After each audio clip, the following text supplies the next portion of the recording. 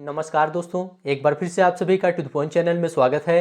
दोस्तों, आज की इस क्लास में यूपी ट्रिपल एससी पेट एग्जाम के लिए भारतीय अर्थव्यवस्था के अंतर्गत वर्ष 1991 में आर्थिक सुधार तथा उसके बाद की अर्थव्यवस्था और वर्ष 2014 के बाद आर्थिक सुधार से संबंधित टॉप 40 प्रश्नों को सॉल्व करेंगे। आप सभी लोग इस क्लास को पूरा ध्यान से देखिए। सबसे पहले थ्योरी सेक्शन को डिस्कस करेंगे, फिर उसी से रिलेटेड ऑब्जेक्टिव प्रश्नों को सॉल्व करेंगे। देखिए दोस्तों, ये सभी टॉपिक आपके सिलेबस में दिया गया है, इसलिए आप लोग इस क्लास को पूरा ध्यान से देखिए। इसके पहले के सभी टॉपिक लगभग कंप्लीट हो चुके हैं, ये लास्ट टॉपिक है। इसके बाद भारतीय अर्थव्यवस्था पूरी तरह से कंप्लीट हो जाएगा। तो आप सभी लोग इस क्लास को पूरा ध्यान से देखिए। तो चलिए शुरू करते हैं।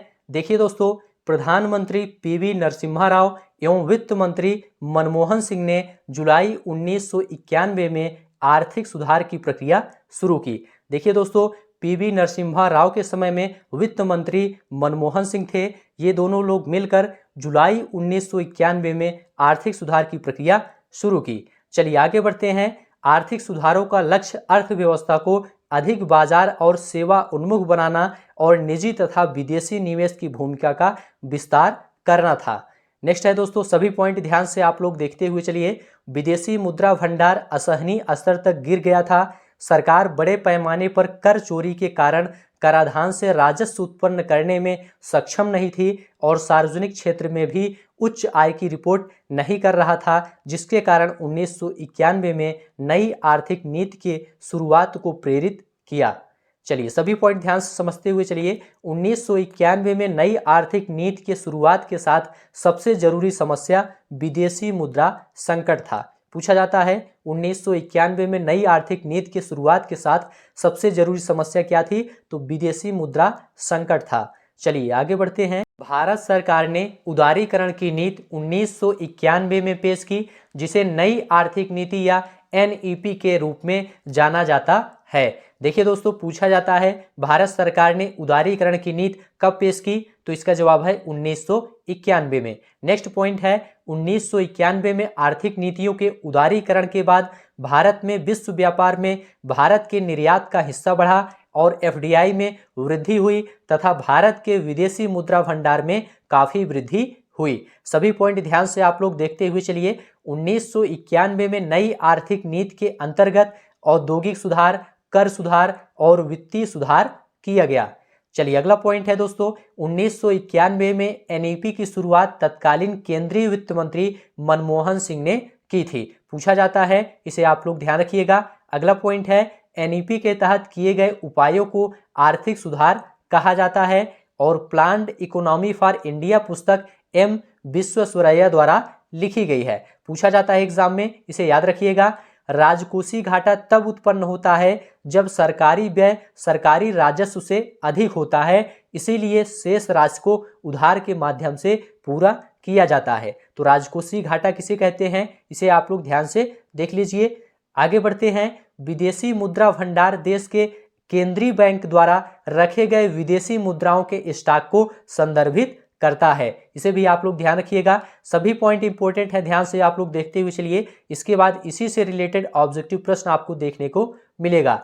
आर्थिक संकट के दौरान कोई भी देश या वित्तीय ऋणदाता भारत को उधार देने को तैयार नहीं था, इसलिए भारत ने पुनर्निर्माण और विकास के लिए अंतर्राष्ट्रीय बैंक आईबीआरडी से संपर्क किया, जिसे विश्व बैंक और अंतर्राष्ट्रीय मुद्रा कोष के रूप में जाना जाता है, और संकट के प्रबंधन के लिए ऋण के रूप में 7 बिलियन ऋण प्राप्त किया। सभी पॉइंट ध्यान से देखते हुए चलिए। पीएसयू का मतलब सार्वजनिक क्षेत्र का उपक्रम है। इन्हें सार्वजनिक क्षेत्र के उद्यम के रूप में जाना जाता है। इसे ध्यान रखिएगा। यह भारत में राज्य के स्वामित्व वाले उद्यमों को दिया गया नाम है। नेक्स्ट है, भारतीय अर्थव्यवस्था को उदार बनाने के लिए औद्योगिक लाइसेंसिंग को समाप्त कर दिया गया और सार्वजनिक क्षेत्र के लिए आरक्षित कई उद्यमों को अनारक्षित किया गया और आयात किया गया। नेक्स्ट पॉइंट है, आत्मनिर्भरता का अर्थ है एक अर्थव्यवस्था पूरी तरह से आयात पर निर्भर नहीं है और घरेलू उत्पादन के माध्यम से अपनी आवश्यकताओं को पूरा करने में सक्षम है। तो आत्मनिर्भरता का अर्थ क्या है? एक अर्थव्यवस्था पूरी तरह से आयात पर निर्भर नहीं है और घरेलू उत्पादन के माध्यम से अपनी आवश्यकताओं को पूरा करने में सक्षम है। भारत के अधिकांश राज्यों में वैट 2005 में लागू किया गया। पूछा जाता है भारत के अधिकांश राज्यों में वैट कब लागू किया गया? 2005 में। विश्व व्यापार संगठन की स्थापना 1995 में की गई थी और इसका मुख्यालय कहां पर है? जिनेवा में स्थित है, इसको याद रखिएगा। नेक्स्ट है विश्व व्यापार संगठन अंतरराष्ट्रीय स्तर पर व्यापार के उदारीकरण की निगरानी करता है, इसको याद रखिएगा। और दोस्तों नवरत्न का विचार सार्वजनिक क्षेत्र के चयनित उद्यम से संबंधित है। 2022 में महारत्न कंपनियों की संख्या 11 है और नवरत्न कंपनियों की संख्या 13 है। इंपॉर्टेंट पॉइंट है, इसको याद रखिएगा। और रोजगार की दृष्टि से उत्तर प्रदेश का सबसे बड़ा उद्योग हथकरघा उद्योग है, इसको भी याद रखिएगा। सेवा कर एक अप्रत्यक्ष कर है, इसे चलैया समिति की संस्तुति पर 1994 से 95 के वित्तीय वर्ष की अवधि में लागू किया गया था। सेवा कर एक अप्रत्यक्ष कर है, इसको याद रखिएगा। चलिए आगे बढ़ते हैं। अगला पॉइंट है चलैया समिति का संबंध प्रत्यक्ष एवं अप्रत्यक्ष कर प्रणाली में सुधार से है। पूछा जाता है चलैया समिति का संबंध किससे है? तो प्रत्यक्ष एवं अप्रत्यक्ष कर प्रणाली में सुधार से है, इसे ध्यान रखिएगा। सीमा शुल्क केंद्र सरकार द्वारा आयात या निर्यात पर लगाया जाने वाला कर है। उत्पाद शुल्क, बिक्री कर, सीमा शुल्क, सेवा कर, ये सभी अप्रत्यक्ष कर हैं, इनको याद रखिएगा। और आयकर, निगम कर एवं संपत्ति कर, ये सभी क्या हैं? प्रत्यक्ष कर हैं। यहां से प्रश्न पूछा जाता है राजकोषीय उत्तरदायित्व और बजट प्रबंधन अधिनियम 26 अगस्त 2003 को अधिनियमित किया गया, जो 5 जुलाई 2004 से प्रभावी है, इसको याद रखिएगा। नेक्स्ट है भारत में न्यूनतम वैकल्पिक कर मैट का समावेश 1996 से 97 में किया गया था। नेक्स्ट पॉइंट है दोस्तों भारत निर्माण कार्यक्रम केंद्र सरकार द्वारा वर्ष 2005 में प्रारंभ किया गया। भारत निर्माण योजना में ग्रामीण क्षेत्रों में विद्युत, सड़क, पेयजल, दूरसंचार, सिंचाई एवं निर्धन आवासों का निर्माण शामिल थे।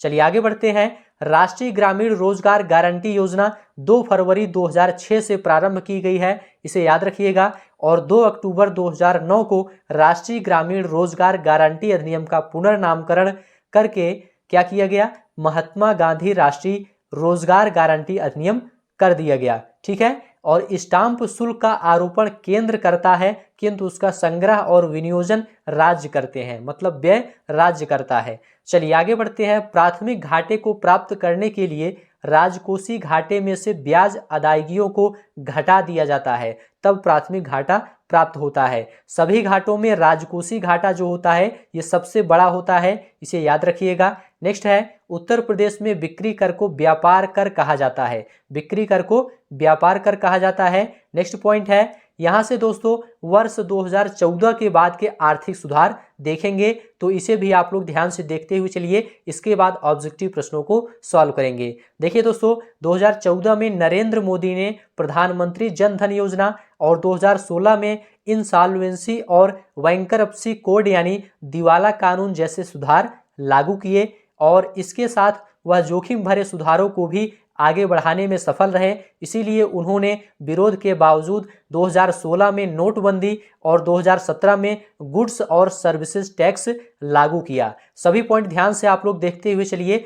जीएसटी देश की आज़ादी के बाद से सबसे पेचीदा आर्थिक कानून था और 8 नवंबर 2016 को भारत सरकार ने महात्मा गांधी श्रृंखला के सभी 500 रुपये और 1000 रुपये के नोटों के विमुद्रीकरण की घोषणा की। इसने विमुद्रीकृत बैंक नोटों के बदले में 500 रुपये और 2000 रुपये के नए नोट जारी करने की भी घोषणा की।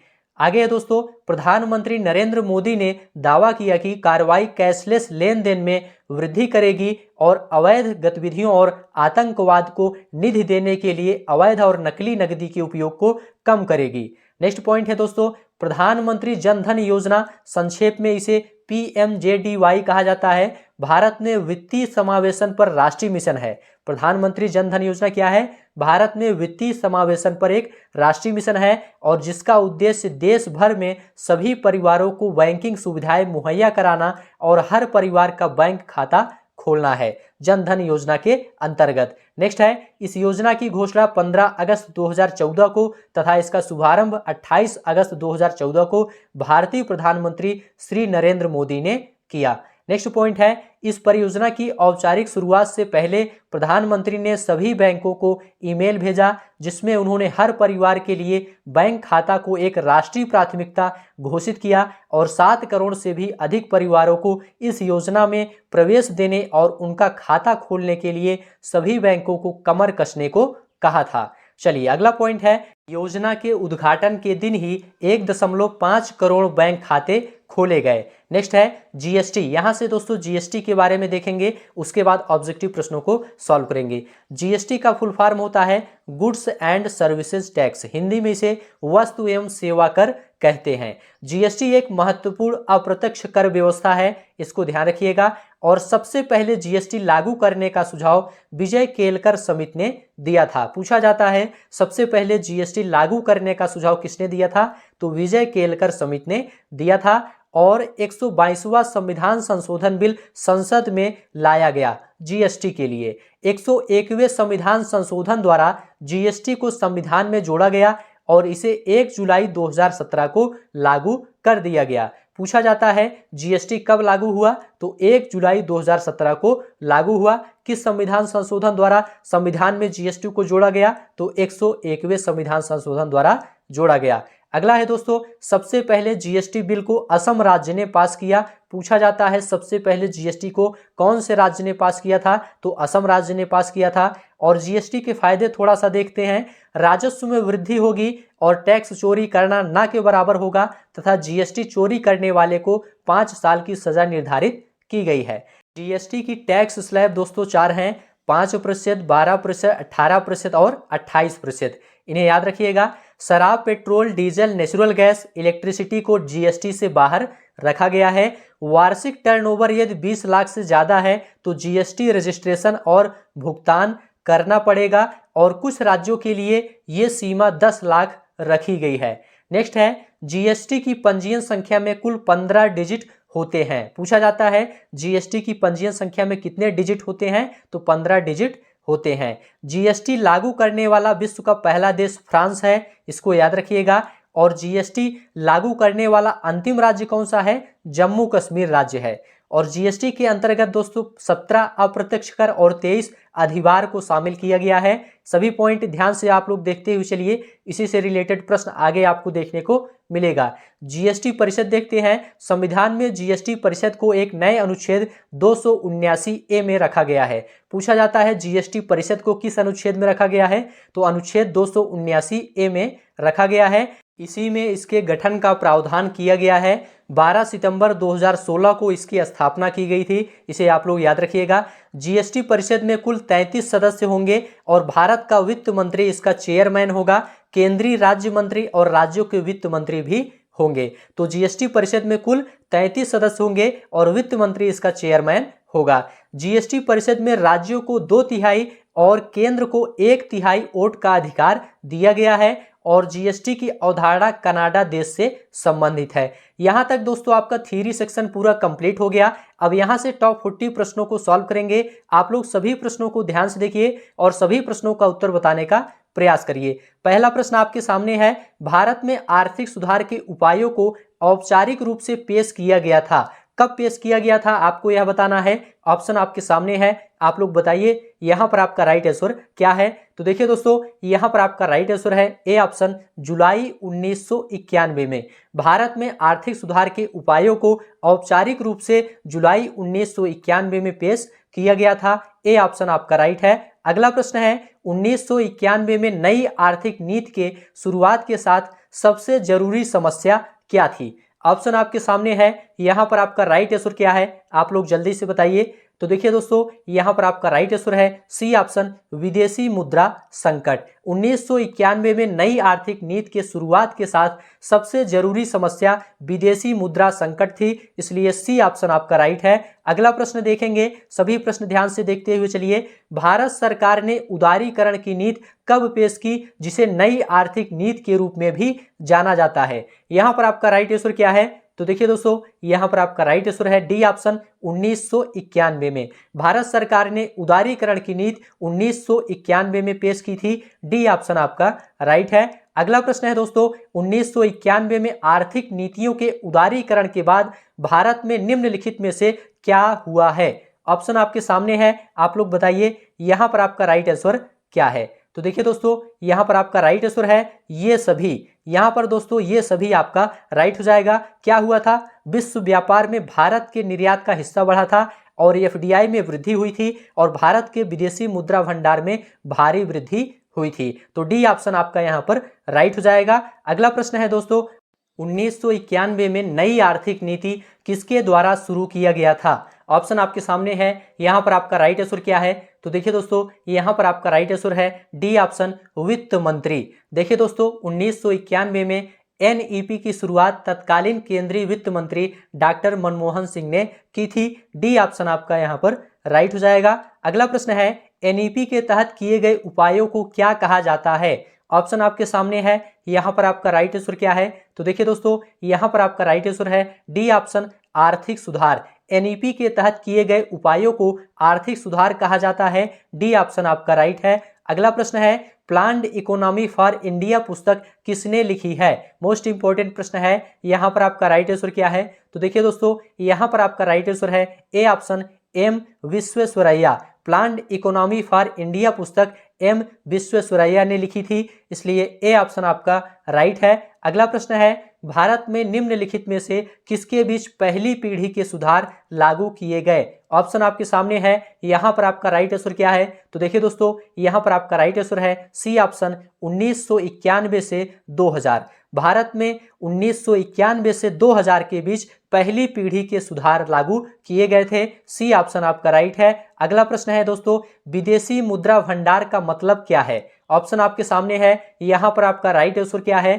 तो देखिए दोस्तों, यहां पर आपका राइट आंसर है बी ऑप्शन, अन्य देशों की मुद्राओं का भंडार। विदेशी मुद्रा भंडार का मतलब है अन्य देशों की मुद्राओं का भंडार। बी ऑप्शन आपका राइट है। अगला प्रश्न है, सभी प्रश्न ध्यान से देखते हुए चलिए। आर्थिक संकट के दौरान विश्व बैंक और आईएमएफ ने भारत को कितना ऋण प्रदान किया था? ऑप्शन आपके सामने है, यहां पर आपका राइट आंसर क्या है? तो देखिए दोस्तों, यहां पर आपका राइट आंसर है ए ऑप्शन, 7 अरब। आर्थिक संकट के दौरान विश्व बैंक और आईएमएफ ने भारत को 7 अरब ऋण प्रदान किया था। ए ऑप्शन आपका राइट है। अगला प्रश्न देखेंगे, पीएसयू क्या है? पीएसयू क्या है? आप लोग जल्दी से बताइए, यहां पर आपका राइट आंसर क्या है? तो देखिए दोस्तों, यहां पर आपका राइट आंसर है सी ऑप्शन, सार्वजनिक क्षेत्र का उपक्रम। पीएसयू क्या है? सार्वजनिक क्षेत्र का उपक्रम है। सी ऑप्शन आपका राइट है। अगला प्रश्न देखेंगे, आत्मनिर्भरता का अर्थ है। आत्मनिर्भरता का अर्थ क्या है? आपको यह बताना है। आप लोग बताइए, यहां पर आपका राइट आंसर क्या है? तो देखिए दोस्तों, यहां पर आपका राइट आंसर है सी ऑप्शन, आयात पर निर्भरता कम करना।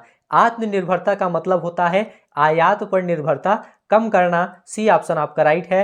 अगला प्रश्न देखेंगे, भारत के अधिकांश राज्यों में वैट कब लागू किया गया था? ऑप्शन आपके सामने है, आप लोग बताइए, यहां पर आपका राइट आंसर क्या है? तो देखिए दोस्तों, यहां पर आपका राइट आंसर है सी ऑप्शन, 2005। भारत के अधिकांश राज्यों में 2005 में वैट लागू किया गया था। सी ऑप्शन आपका राइट है। अगला प्रश्न है, विश्व व्यापार संगठन की स्थापना कब हुई थी? ऑप्शन आपके सामने है, आप लोग बताइए, यहां पर आपका राइट आंसर क्या है? तो देखिए दोस्तों, यहां पर आपका राइट आंसर है डी ऑप्शन, 1995। विश्व व्यापार संगठन की स्थापना 1995 में हुई थी और इसका मुख्यालय जिनेवा में स्थित है। इसे भी आप लोग ध्यान रखिएगा। आगे बढ़ते हैं, फरवरी 2022 तक महारत्न कंपनियों की संख्या कितनी है? ऑप्शन आपके सामने है, आप लोग बताइए, यहां पर आपका राइट आंसर क्या है? तो देखिए दोस्तों, यहां पर आपका राइट आंसर है ए ऑप्शन, 11।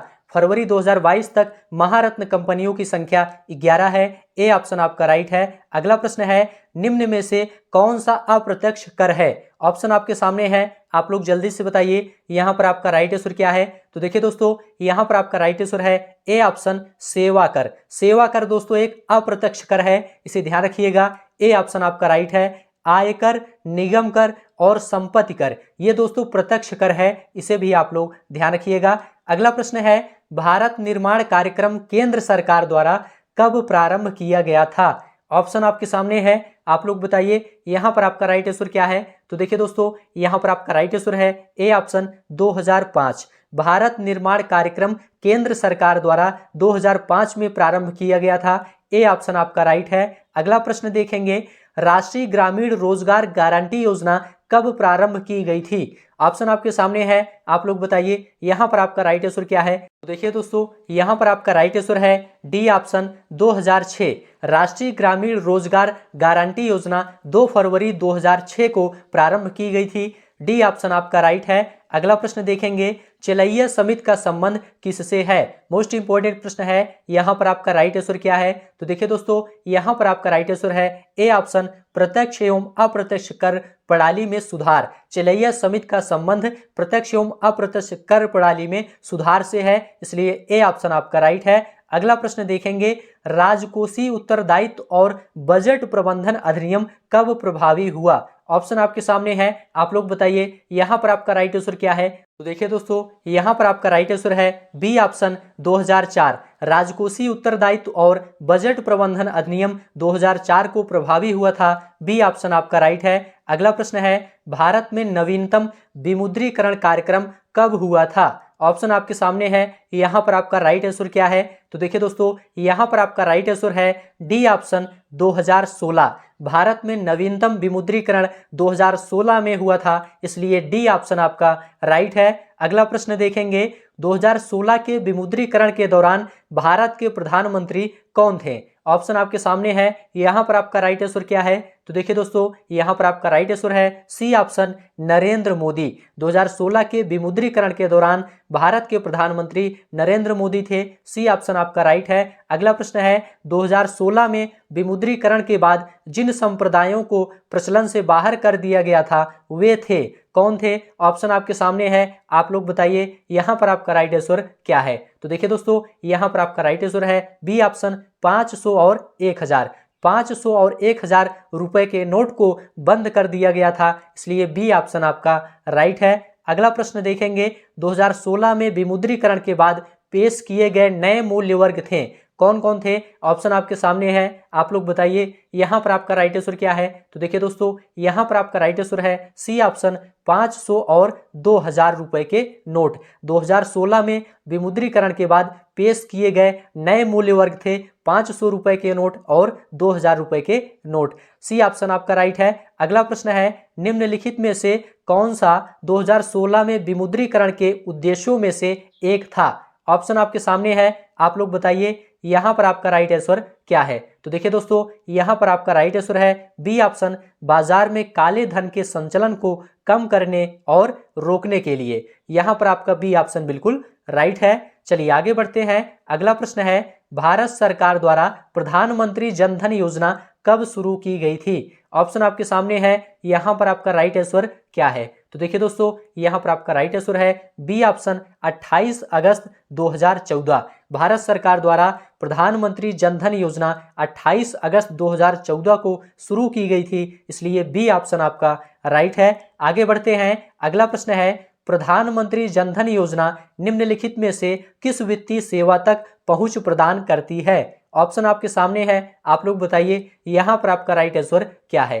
तो देखिए दोस्तों, यहां पर आपका राइट आंसर है डी ऑप्शन, उपरोक्त सभी। देखिए दोस्तों, प्रधानमंत्री जन धन योजना पेंशन, क्रेडिट, बैंकिंग, बचत और जमा खाते, इन सभी वित्तीय सेवा तक पहुंच प्रदान करती है, इसलिए डी ऑप्शन आपका राइट है। अगला प्रश्न है, बैंकिंग सेवाओं से अधिक लोगों को जोड़ने के लिए भारत सरकार द्वारा कौन सी योजना शुरू की गई थी? ऑप्शन आपके सामने है, आप लोग बताइए यहां पर आपका राइट आंसर क्या है। तो देखिए दोस्तों, यहां पर आपका राइट आंसर है ए ऑप्शन, प्रधानमंत्री जन धन योजना।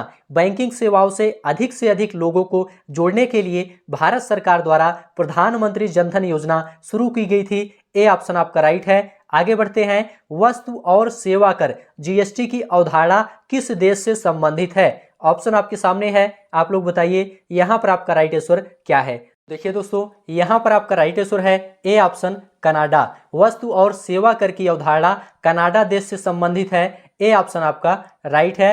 अगला प्रश्न देखेंगे, जीएसटी के तहत निम्नलिखित में से कौन सी कर दर लागू नहीं होती है? ऑप्शन आपके सामने है, आप लोग बताइए यहां पर आपका राइट आंसर क्या है। तो देखिए दोस्तों, यहां पर आपका राइट आंसर है डी ऑप्शन, 25। ये कर दर दोस्तों लागू नहीं होती है। 4 कर दर हैं, कौन कौन? 5%, 12%, 18% और 28%। यहां पर आपका डी ऑप्शन राइट है।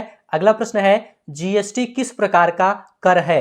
ऑप्शन आपके सामने है, आप लोग बताइए यहां पर आपका राइट आंसर क्या है? तो देखिए दोस्तों, यहां पर आपका राइट आंसर है बी ऑप्शन, अप्रत्यक्ष कर। जीएसटी एक अप्रत्यक्ष कर है, इसलिए बी ऑप्शन आपका राइट है। अगला प्रश्न देखेंगे, जीएसटी बिल को पारित करने के लिए कौन सा संवैधानिक संशोधन किया गया है? ऑप्शन आपके सामने है, आप लोग जल्दी से बताइए यहां पर आपका राइट आंसर क्या है? तो देखिए दोस्तों, यहां पर आपका राइट आंसर है ए ऑप्शन, 101वां संवैधानिक संशोधन किया गया है जीएसटी बिल को पारित करने के लिए। ए ऑप्शन आपका राइट है। आगे बढ़ते हैं, जीएसटी बिल के अंतर्गत निम्नलिखित में से कौन सी वस्तु शामिल नहीं है? ऑप्शन आपके सामने है, आप लोग बताइए यहां पर आपका राइट आंसर क्या है? तो देखिए दोस्तों, यहां पर आपका राइट आंसर है डी ऑप्शन, उपरोक्त सभी।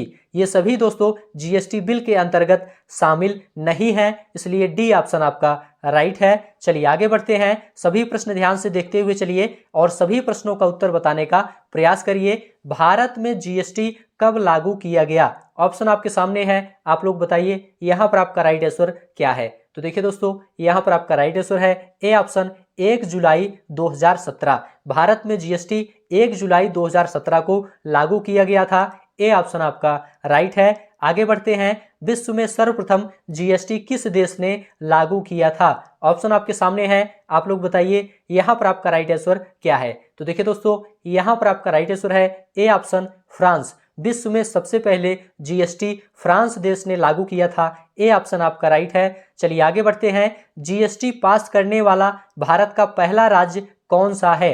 ऑप्शन आपके सामने है, आप लोग बताइए यहां पर आपका राइट आंसर क्या है? तो देखिए दोस्तों, जीएसटी पास करने वाला भारत का पहला राज्य असम है, इसलिए सी ऑप्शन आपका राइट है। चलिए आगे बढ़ते हैं, जीएसटी लागू करने वाला भारत का अंतिम राज्य कौन है? इंपॉर्टेंट प्रश्न है, यहां पर आपका राइट आंसर क्या है? तो देखिए दोस्तों, यहां पर आपका राइट आंसर है D option, Jammu Kashmir. GST लागू करने वाला भारत का अंतिम राज्य जम्मू कश्मीर है। डी ऑप्शन आपका राइट है। अगला प्रश्न है, जीएसटी पंजीकरण में कुल कितने डिजिट हैं? ऑप्शन आपके सामने है, आप लोग बताइए यहां पर आपका राइट आंसर क्या है? तो देखिए दोस्तों, यहां पर आपका राइट आंसर है सी ऑप्शन, 15। जीएसटी पंजीकरण में कुल 15 डिजिट होते हैं। सी ऑप्शन आपका राइट है। चलिए आगे बढ़ते हैं, जीएसटी परिषद को संविधान के किस अनुच्छेद में रखा गया है?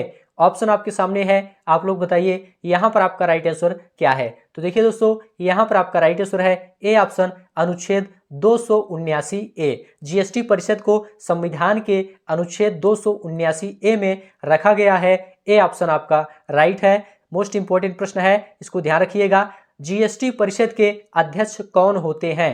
ऑप्शन आपके सामने है, आप लोग बताइए यहां पर आपका राइट आंसर क्या है? तो देखिए दोस्तों, यहां पर आपका राइट आंसर है सी ऑप्शन, वित्त मंत्री। जीएसटी परिषद के अध्यक्ष वित्त मंत्री होते हैं। सी ऑप्शन आपका राइट है। तो इस प्रकार से दोस्तों, आज की यह क्लास यहीं पर समाप्त होती है। यह क्लास आपको कैसा लगा आप लोग जरूर बताइए। अच्छा लगा है तो चैनल को सब्सक्राइब करिए, दोस्तों में शेयर करिए और कमेंट में लिखकर जरूर बताइए। अभी के लिए बस इतना ही। अब आपको नेक्स्ट क्लास मिलेंगे किसी नए टॉपिक के साथ। तब तक के लिए आप सभी का बहुत बहुत धन्यवाद।